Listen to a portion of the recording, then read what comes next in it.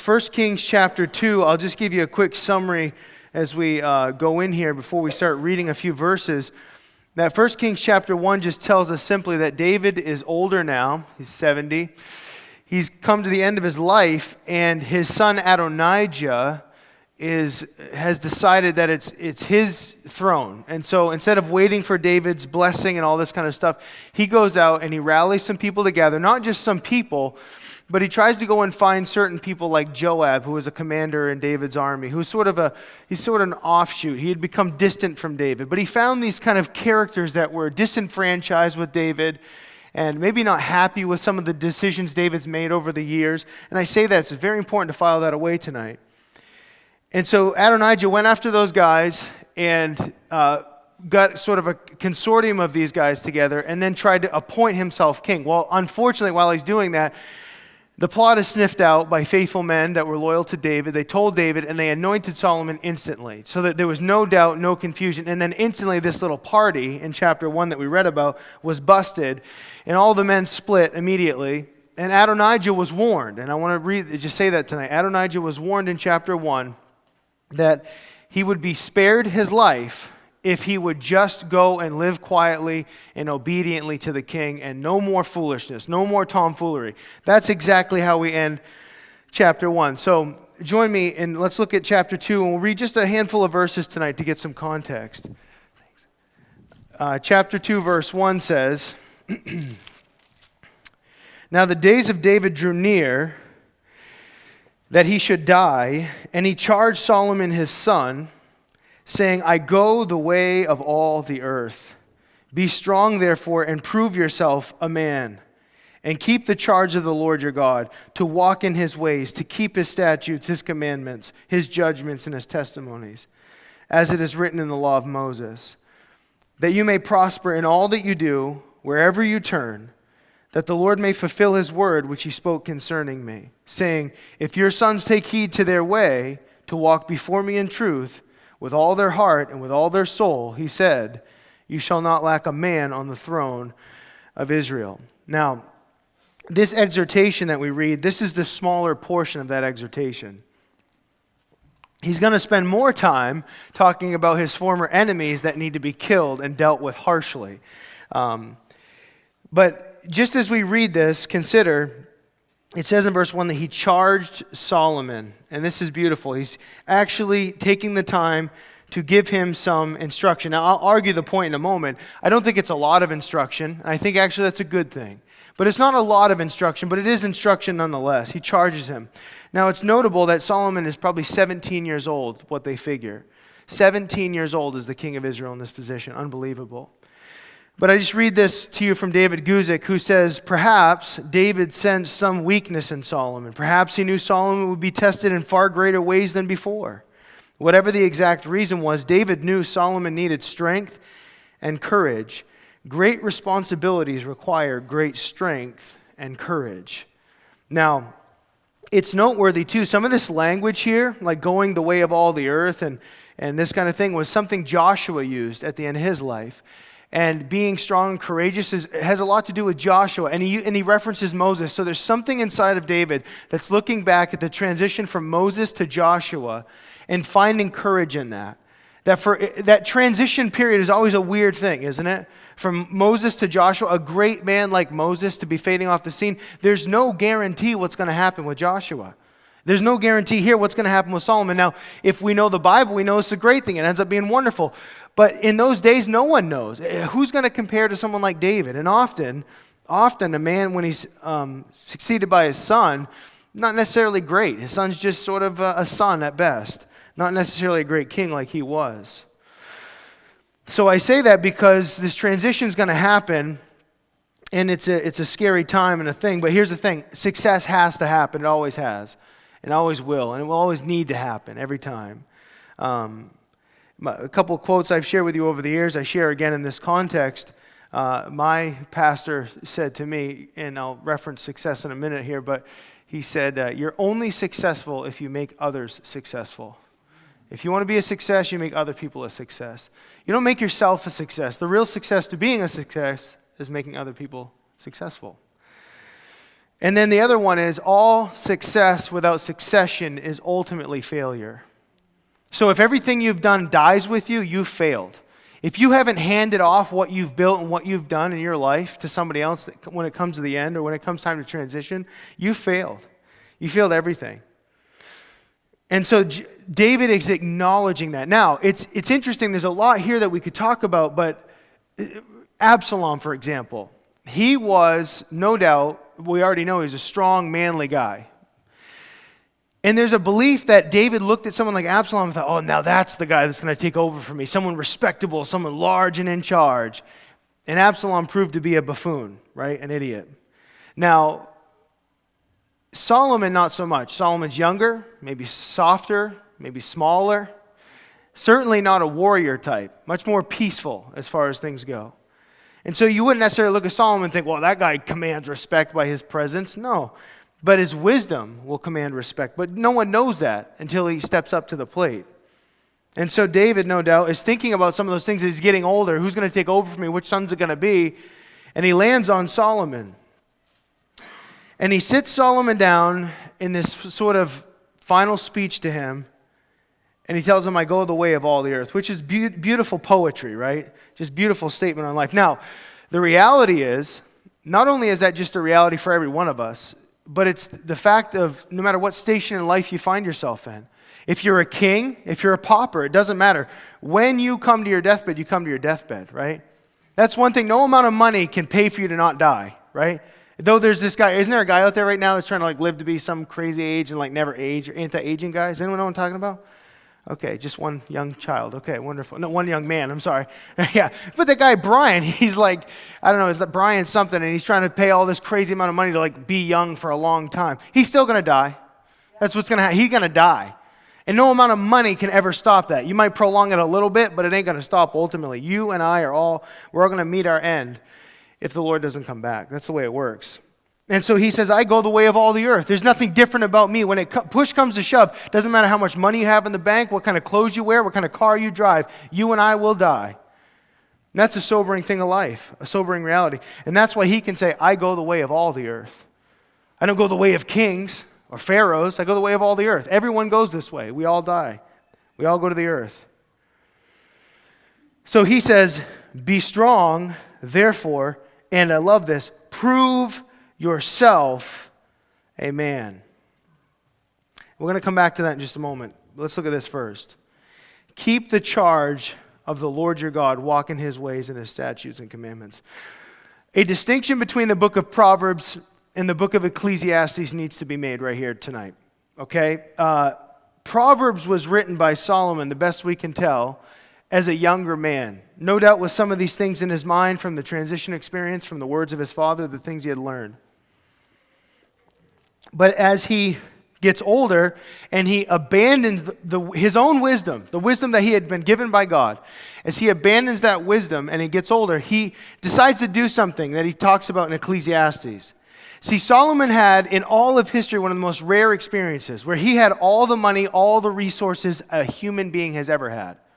All the power and position a man could ever have. And with that, Solomon is almost in a sense the pinnacle man for every man. And so what he decided to do, you ready for this? If you don't know this, what he decided to do with that is to spend it all on seeking pleasure. That's what he does. And that's why everything in the book of Ecclesiastes is under the sun. But basically what he says is, I've eliminated God from the equation. I don't want to care about what he thinks. I don't care about his statutes and laws and commandments. I'm going to live how I want to live. I'm going to live for pleasure and pleasure alone. And he has all the alcohol and women and music, and he gets monkeys. I mean, just all sorts of stuff. He just does all the craziest things that you could do with money. And you know what he keeps saying, the number one word in Ecclesiastes over and over again? You know the number one word? Vanity, vanity. You know what that word? Empty, empty, empty. This is a person who had it all, seemingly had it all. And he said it's empty. If you could pursue every ounce of pleasure you've ever wanted without God stopping you at all, he says it's empty. It's not fulfilling. It's not satisfying. It's empty. It's empty. It's empty. And I say that because the conclusion of the book of Ecclesiastes is the greatest of all. And I'm going to read it to you right now. He says at the end of Ecclesiastes chapter 12, verse 13, he says this in retrospect, after living like that, living like hell, living for pleasure, living for self. He says, let us hear the conclusion of the whole matter. Fear God and keep his commandments, for this is all that man should be doing. Do you remember what we read tonight? Son, keep the charge of the Lord your God. Walk in his ways. Keep his statutes. Keep his commandment. Keep his judgments. And a man like Solomon completely abandons all of that, only to, in the end, come back and say, this is the only thing that matters, is if we do that. Nothing else satisfies. Nothing else fulfills. So it's interesting to be able to see that over the span of Solomon's whole life. Now, going back to this very important statement that'll take a good chunk of our time tonight. Prove yourself a man. Now, this is interesting because David doesn't do a lot of instructing to his sons or this son. Even here and now. He doesn't tell him how. He just gives him a quick, do this, boom, boom, good luck. And it's almost frustrating. In fact, I've read a fair amount of biblically instructive books for parents and men and all these kinds of things. And I read one recently. It's a great book, and I'm still working through it. But in the beginning, it tells this story of a father and how this father didn't instruct his son, and it was so detrimental. And so I'm saying this because there's a sense in which we berate the fact that there's no formal initiation into manhood. Now, let me say this. I appreciate that. I appreciate the reality that we need men. It would be so helpful to have men that help young boys and transition into manhood, okay? I believe that. But having said that, let me say I'm not going to whine and cry about that for a few reasons. Because number one, so many of the greatest men that I know, so many of them did not have an instructive father in their life at all. And somehow, they found a way. Because that's what I believe. I believe there's a part of manhood that is uncharted for every one of us, or womanhood, but for manhood, for the guys. And that you have to figure it out. And just let me, a little hashtag side note, really, truly a small footnote over here. This is, again, my sadness when it comes to the transgender problem in our country. And I say in our country because it's not global. It's just here and there and in our country. It's not happening in Africa, right? We've established that. Because it's hard enough to figure out your own gender growing up. It's so tragic to me to think before a kid has even come to terms with their own gender, they're going to switch it in the middle of the process. Man, I'm 36 years old, and it's hard enough to keep in mind what a man is. I shouldn't have told you that. No, I'm just kidding. Am I a man? No, but there's seriously, though, it's really hard. You know your gender, and you got a role to do, and it's hard to just come to terms with that. I can't imagine switching it up off and on throughout your life. It'd blow your mind. So confusing. It's again, a small footnote. But I say that because there is an element of being a man or being a woman, but in this case, being a man. Prove yourself a man.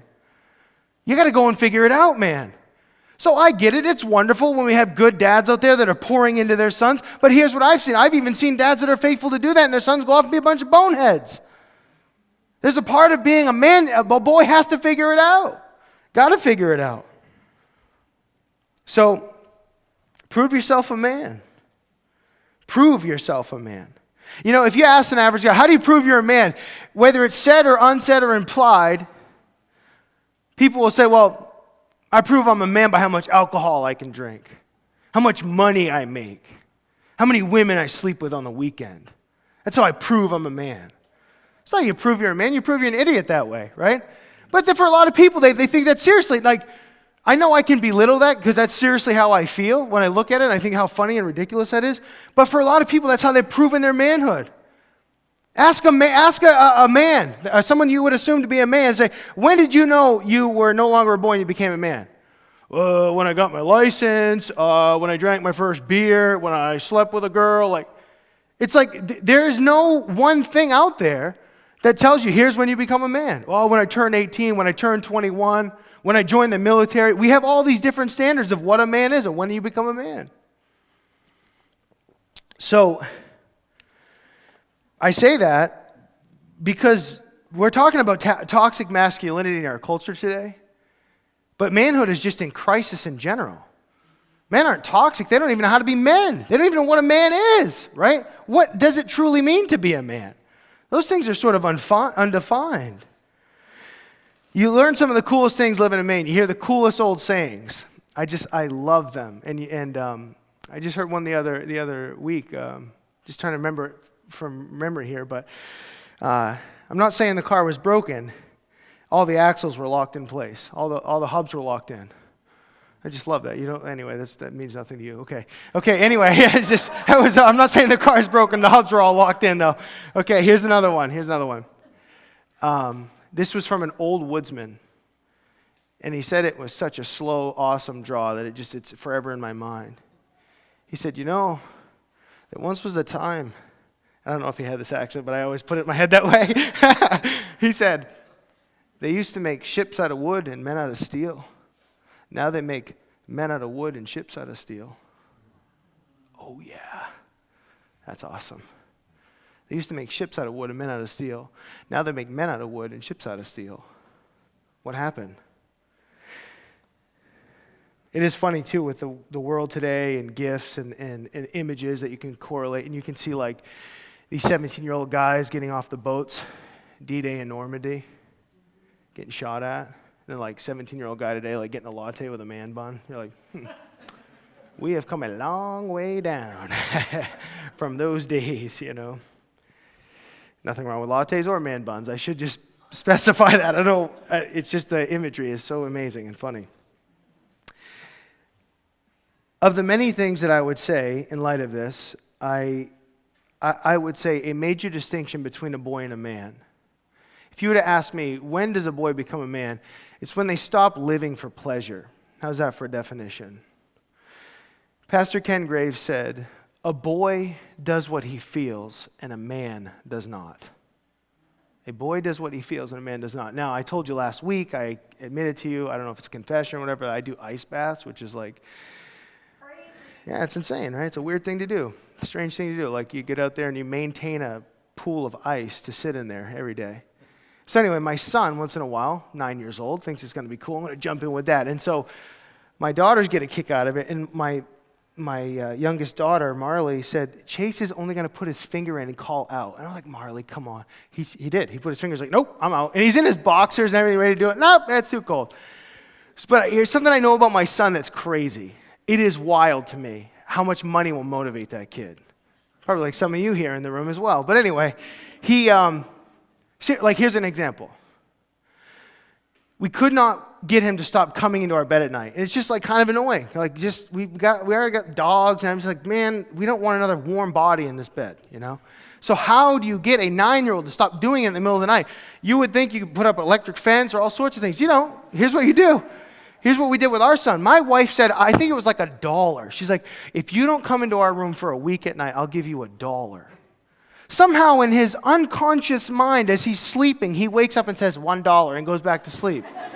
Isn't that amazing? That blows my mind. And a kid, it's like $1 after 5 days, and he did it the entire week and the weekend. I said, let's offer him $2 to do it next week. I mean, that's incredible.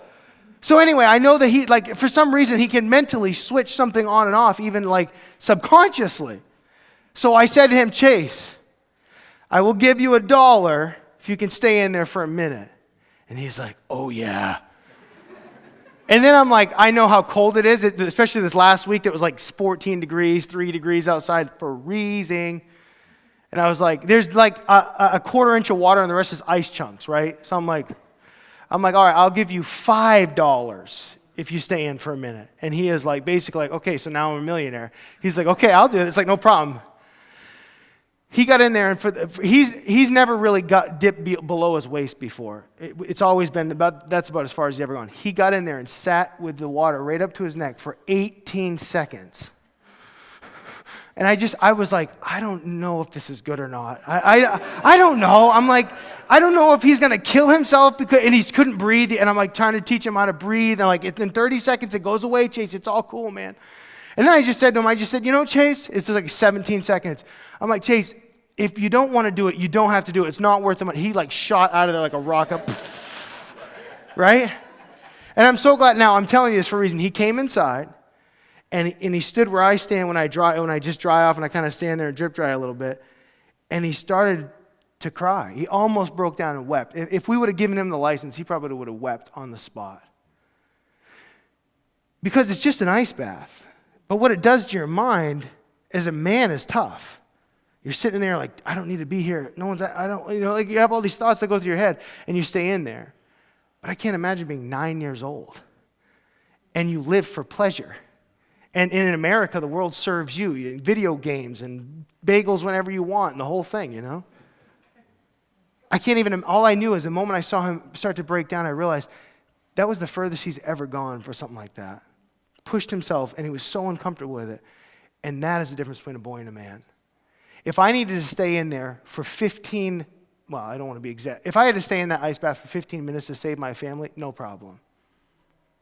But he couldn't stay in there for a minute for $5 because a boy can't process all of that. It's too hard. It's like even as much as he's so motivated by that money, there's something in him that's, I can't handle this. That's a boy. A boy doesn't know what to do but live for pleasure. You become a man. A man becomes a man when he stops living for himself and he starts living for other people. That's when I'm convinced a man is a man. It's not how much money or how much success or how much this or that. It's when can you start living for other people even when it hurts you. That's when you're really a man.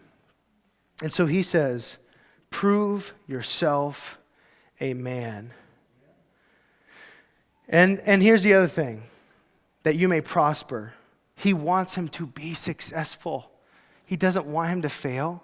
He's not some sicko that's like, I want to establish myself as the greatest king. You can't do better than I am. You know those people that try to hold their sons or their daughters or their kids down, drag them back from being successful because you can't be better than I was. That's sick.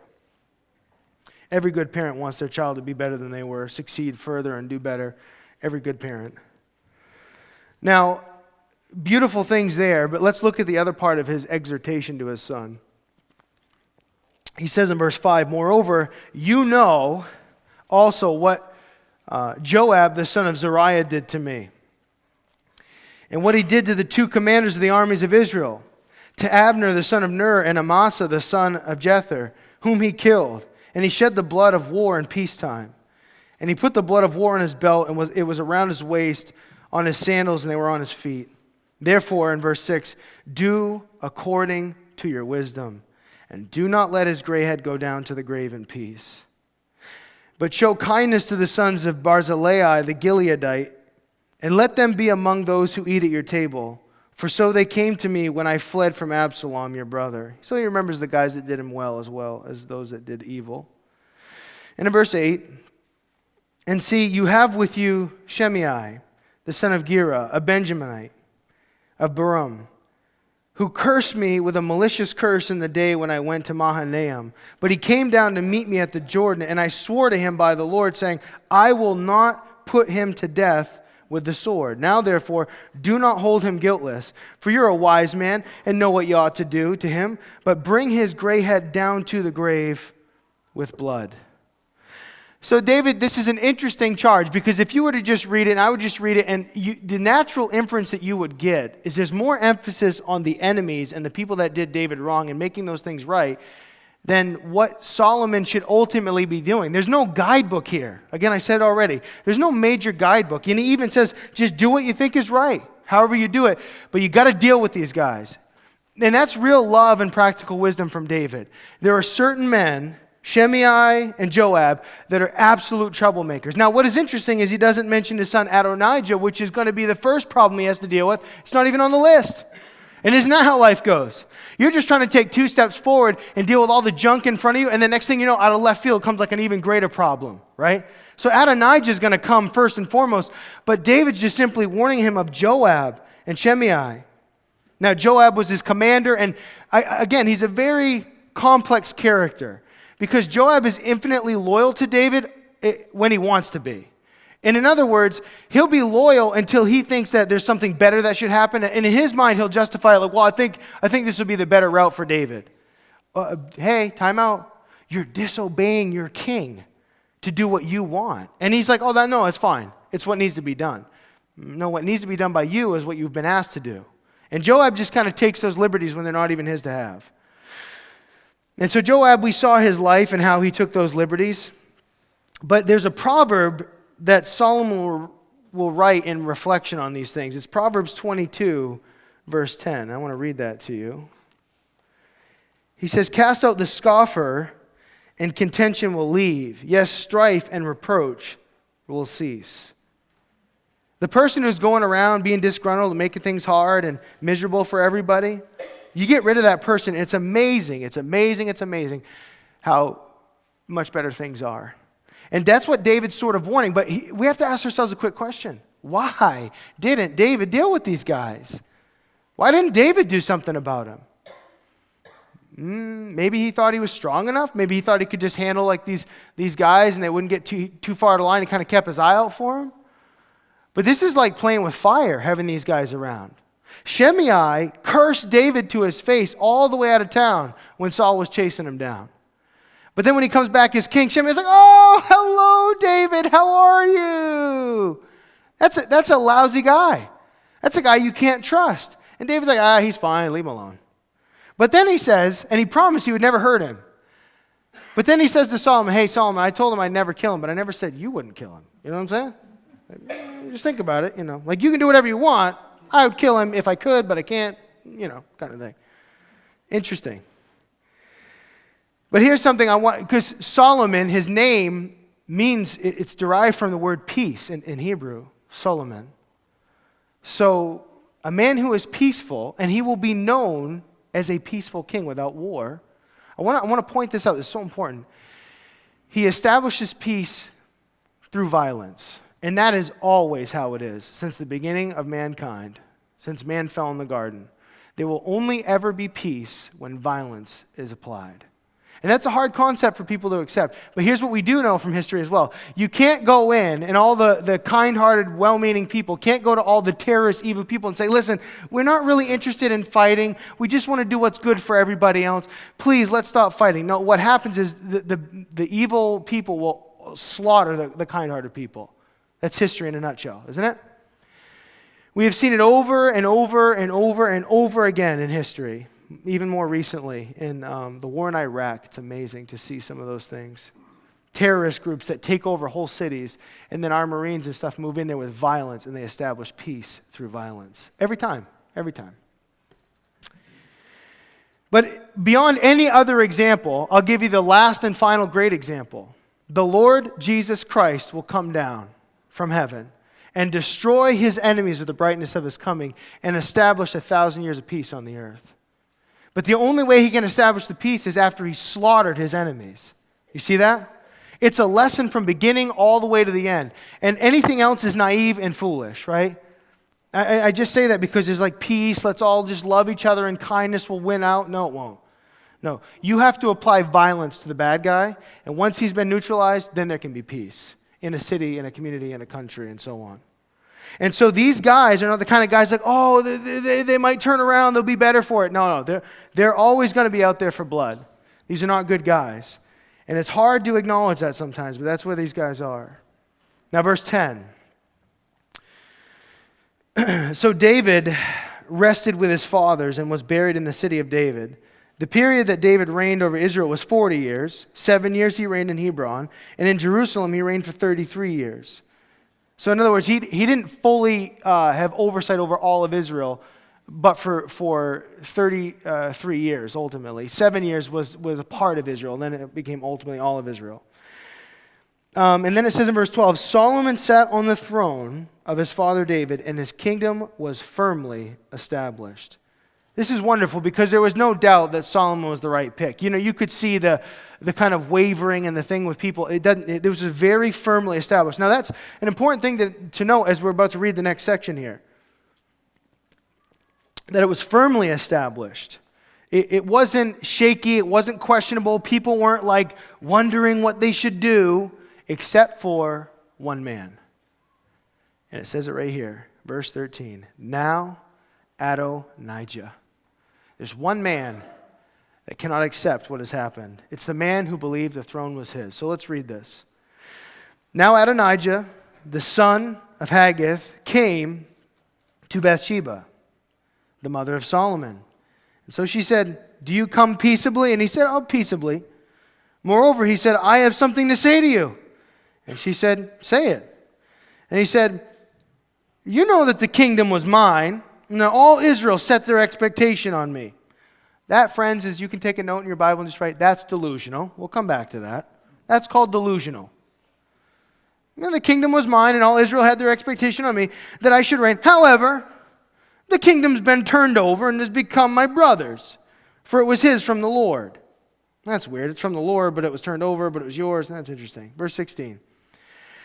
Now I just ask one petition of you. Do not deny me. And she said, well, say it. And he said, please speak to King Solomon, for he will not refuse you, that he may give me Abishag the Shunammite his wife. So Bathsheba said, very well, I will speak for you to the king. And Bathsheba therefore went to King Solomon to speak for him, for Adonijah. And the king rose up to meet her and bowed down to her and sat down on his throne and had a throne set for the king's mother. So she sat at his right hand, and then she said, I desire one small petition of you. Do not refuse me. And the king said to her, ask it, my mother, for I will not refuse you. So she said, let Abishag the Shunammite be given to Adonijah, your brother, as wife. And King Solomon answered and said to his mother, now why do you ask Abishag the Shunammite for Adonijah? Well, you might as well ask for the whole kingdom as well. For he's my older brother.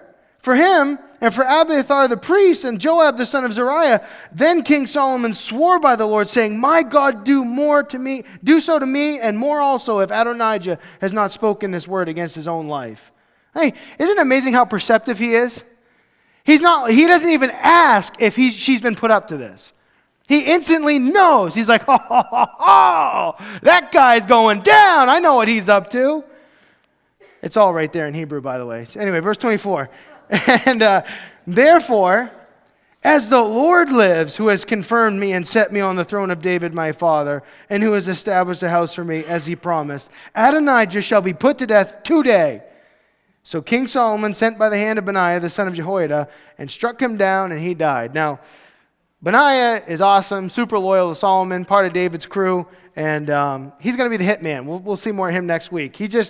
Anytime someone needs to be killed, call Benaiah. Benaiah goes and smokes him. It's funny and sad at the same time. But here's the thing. Old Adonijah.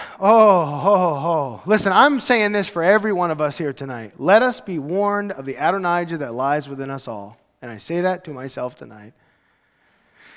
And the part of Adonijah that we can all relate to is right here in verse 15.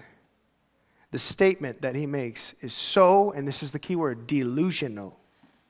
You know that the kingdom was mine, and all Israel set their expectation on me. That is the most audacious lie that this man has said. And I'm going to ask you something. I'm going to ask you, I want you to think about this. I've thought about it, but you think about it. Does he believe this? And I'm going to tell you the answer is yes, he does. That is how he sees the situation. He believes that the kingdom was all but his, and Solomon slithered his way in and took it from him. Adonijah, do you realize, and he doesn't, that this is what you have done? Isn't it amazing how people will blame you or me for the very thing they're the most guilty of? In fact, it's often been noted in psychology that we are the most vehement to the people that are the most like us. It's a strange thing. We will be so angry and just over. They're just like you. That person is so much like you, it's staggering. And the reason you're so angry with them is because you see yourself on them. It's a strange thing. But the biblical verse, more than that, more than psychological analysis of the whole thing, listen. James chapter 1, verse 22 says, take heed, be warned, be careful, that you are not just hearers of the word only and not doers. And here's the key verse, unless you deceive yourself. That's how all of us can relate to Adonijah tonight. You ready? Because we can deceive ourselves. And you have seen it. You have seen it. You have seen it on other people. You're like, it doesn't make sense. It's not based in reality. It's something they've conjured up in their mind. But in their mind, it is true against all odds. And here's why. Because they've deceived themselves. Adonijah really believes that the kingdom was all but his. And somehow, some weasel, Solomon, took it from me. Now, as if that weren't enough, he acts on his self-deception by going for the throne again. That's why Solomon called it out instantly. Abishag happened to be that young lady that was ministering to David at the end.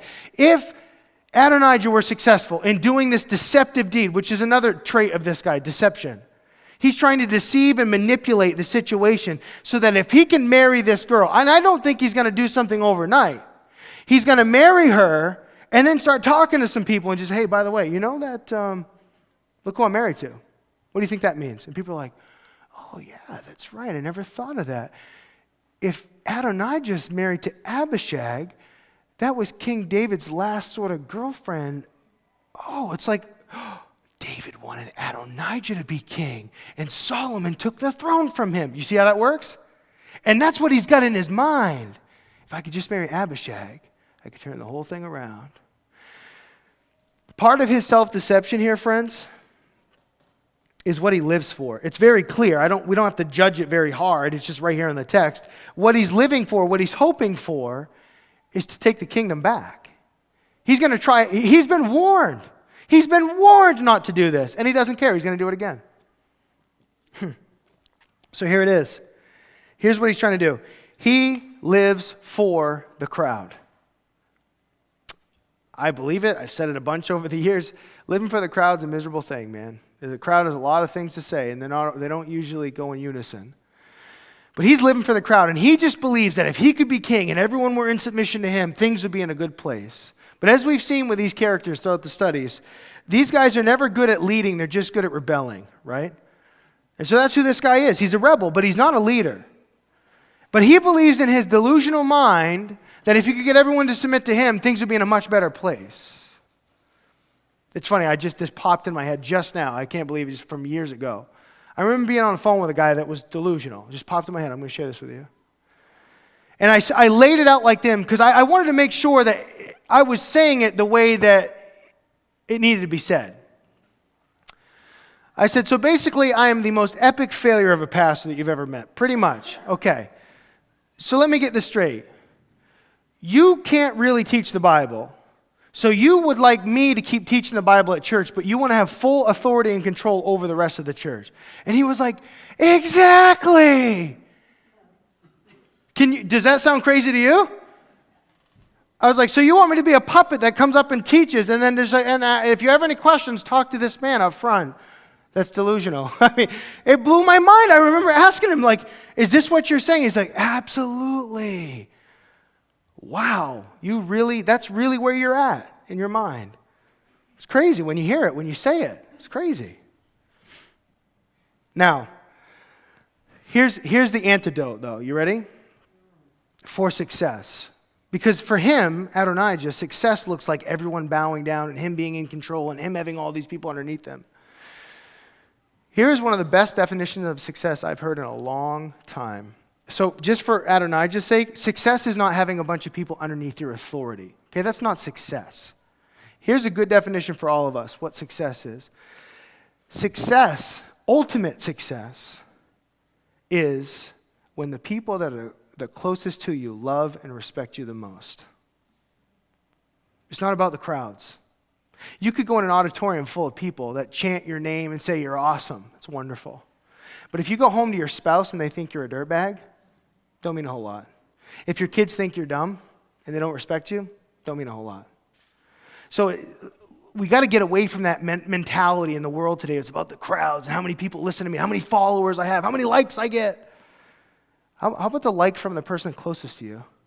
What does your mom think about you? What does your dad think about you? How about that? Do they think that you respect them the way you should biblically? Think about it. Isn't that a much more simple way to look at things? It's just that right there is the key to success. The people that are closest to you love and respect you the most. So all that to say, that should be our goal for success. Those people that are closest to us, our friends, our family, our spouses, and so on. So Adonijah is deceptive, he's evil, he's thinking up some kind of trick trying to get people to win against, to go against David. Now listen to this. I'm going to actually go, it says right here, he spoken this word against his own life. I'm going to go back and read you chapter 1, verse 52. Solomon said, the day that he was busted, the day that he did this whole contraption to try to take over the throne, to Adonijah, he said, if he proves himself a worthy man, not one hair of him will fall on the earth. But if wickedness is found in him, he shall die.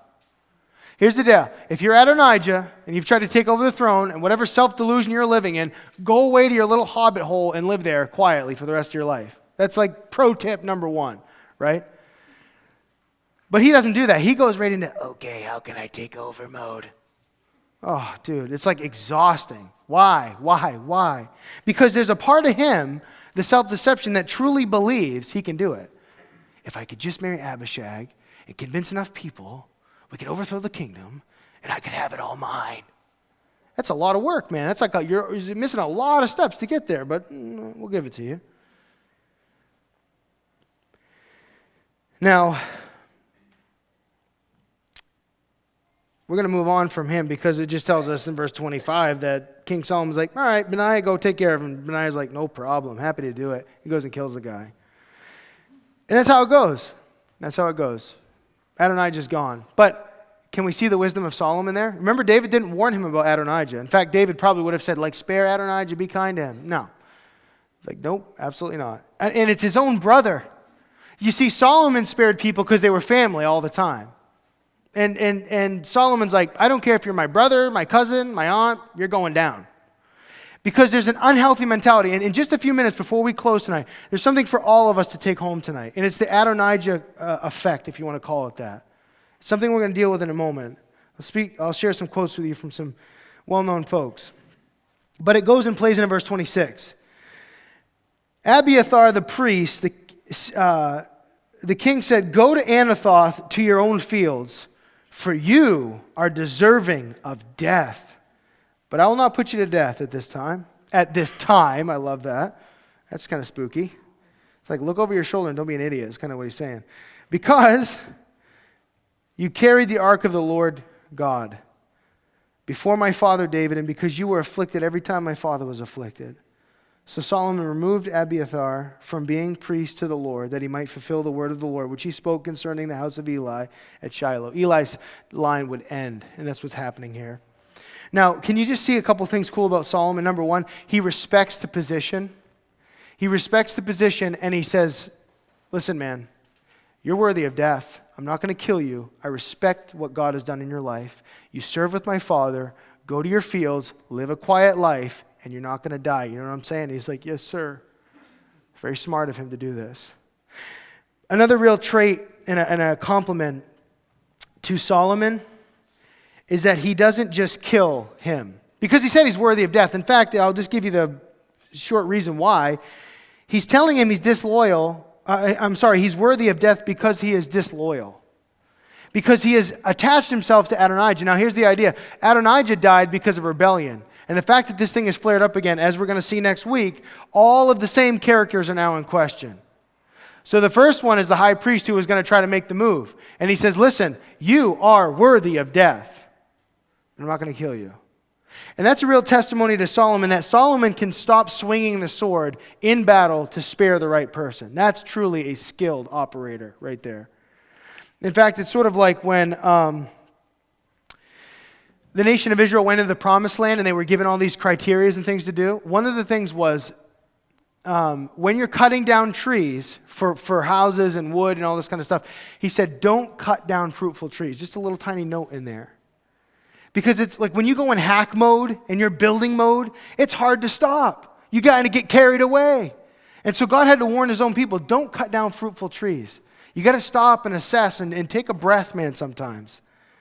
And so Solomon, I can't give him enough credit tonight for this. The fact that he doesn't just go and kill him on the spot or trash talk and then kill him. But he says, hey, man, you're worthy of death. I'm not going to do that. I respect you too much. Get out of here. And he sends him on his way. But there is something here, and it's something we want to talk about, because he's disqualified because of disloyalty, which is a hard word. I struggle with that word a little bit, like loyalty. It's like, it's kind of weird. Like, we only want to be loyal to the Lord, right? But the fact of the matter is he was disloyal to his king, his leader, and so he was disqualified. And again, in this case, he was worthy of death. Aren't you glad we don't do it like the old days? You just get fired from your job, they don't kill you for disloyalty? That's great. Well, you ticked off the CEO, so we got to cut your head off. It's like, oh, what? That's how they did it in the old days. It's kind of simple, actually, really, if you think about it. It'd be a lot better job performance, wouldn't there be? Man, one of my favorite old quotes was, the problem with today's society is that people no longer drink from the skulls of their enemy, right? And just think about that for a moment. I shared that quote and someone bought me a skull mug. So I have a skull mug going, ooh, with that guy's name written on it. The guy that said that thing earlier, I have his name. No, I don't have his name written on it. But seriously, though, when you live like that, when you look like, whoa, I'm walking on thin ice here. So again, because today, we're talking about jobs, right? Jobs, maybe church life, whatever it might be. There really is something to hierarchy and all that. And it's not stuff that I like revel in. People all the time tell me, you're the boss, you're the pastor, and I'm like, I don't like that. I just I respect it, I understand it, but it's a fearful thing. It really is. And that's why Hebrews says it so well. Those that have authority over you, honor and respect them. Make it easy for them because they have to give an account for your own souls, is how he says it in Hebrews. If that's how we're doing it the right way. But I'll tell you this, and this is good for every single one of us, whether it's your work context, your spiritual life, whatever it is, there is just something to having a loyalty policy, if you want to call it that. Here's the number one way people violate loyalty is by running their mouths to other people. Gossip, talking, okay? You follow me? Does this sound real? We talking here? There's only 3 people on earth that's ever been affected by gossip. I'm just kidding, right? Everyone's been affected by gossip. Every one of us in this room have gossip. Every one of us. It's a dreadful thing. But I have a few quotes from you, of all people, Dave Ramsey, actually. And I know Dave Ramsey is known as the financial guy and getting people out of debt guy and great in those ways. But amongst many things, Dave Ramsey is a superior leader, an incredible leader. Multi-million-dollar business built from the ground and thousands of employees. I mean, it's just amazing what he's done. And I was listening to a leadership interview with him, and he's just kind of going off on like 30 plus years of just leadership things. I was like, wow, I was just drinking it in, loving it. It was amazing. But he got to this one segment, and he said this: don't run your mouth at the water cooler. Of the Ramsey solutions, they have, I'm trying to think what they call them, like things to live by. I can't think of it right now. I'm slipping from my mind. No one can help me. Like a motto, like 9 commitments. We're not even close. I'm trying. We're close. We actually are really close. I just can't.